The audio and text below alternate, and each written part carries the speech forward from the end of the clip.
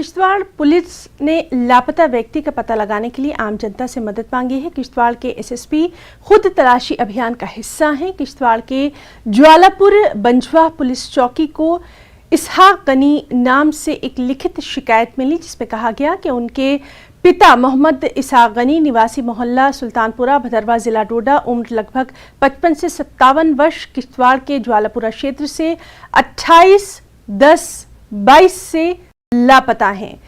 PP Jwalapur में गुमशुदगी की रिपोर्ट दर्ज कर ली गई है और लापता व्यक्ति की तलाश शुरू कर दी गई है। ज्वालापुर और उसके आसपास के क्षेत्र की आम जनता से अनुरोध है कि किश्तवाड़ पुलिस के साथ सहयोग करें और लापता व्यक्ति के बारे में कोई भी जानकारी अगर मिलती है तो तुरंत इन फोन नंबर पर कांटेक्ट करें। ये फोन नंबर है 60063333270।